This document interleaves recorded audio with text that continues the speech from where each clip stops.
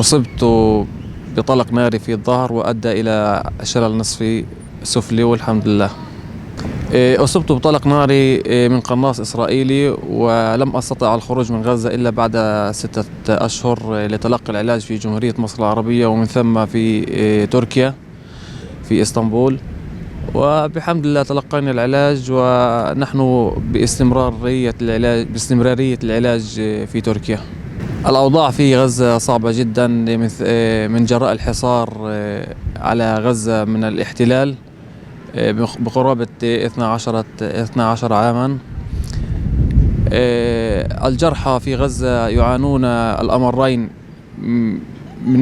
من صعوبة الخروج من غزة، وأيضا الإمكانيات في غزة صعبة جدا.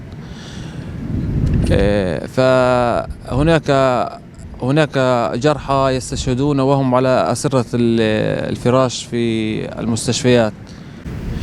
من صعوبة الخروج من غزة، نحن الجرحى نواجه صعوبة جدا جدا في الخروج من غزة بسبب الحصار، وأيضا كثرة الجرحى في غزة لا نستطيع الخروج والدخول إلى غزة بهذه السهولة. فأنا وجدت في إسطنبول العلاج، ووجدت الراحة في إسطنبول من جراء الإمكانيات المتوفرة للجرحى والمعاقين بشكل خاص. وأنا وجدت صعوبة جدا في العيش في إسطنبول بسبب غلاء أجار البيوت، وأنا لا أستطيع يعني أن أستأجر بيت، وأن تأتي زوجتي وأبنائي يعيشون هنا لجراء غلاء المعيشة هنا. فغزة تشهد حصار كبير، وجراء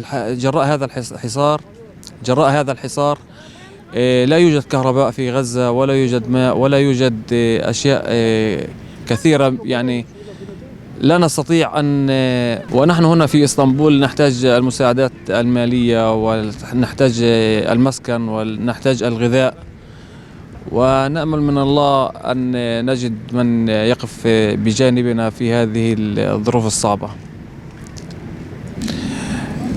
بسبب الغلاء في إسطنبول، وأنا لا أستطيع أن أعيش في إسطنبول بسبب هذه الأسباب. فأنا أريد أن أرجع إلى غزة حتى أعيش في غزة بين أهلي، ولكن برغم الحصار بسبب غلاء المعيشة في إسطنبول وغلاء أجار البيوت، أنا لا أستطيع العيش في إسطنبول. فهذه الأسباب سوف أرجع إلى غزة وأعيش هناك برغم الحصار وبرغم قلة الإمكانيات. سوف نعاني، ولكن الحمد لله على كل حال. أتمنى من الله أولا، وأتمنى من الأمة الإسلامية أن تقف صفا واحدا لمساعدة أهلنا في غزة، والدعاء لهم والوقوف بجانبهم، وفك الحصار عن أهلنا في غزة.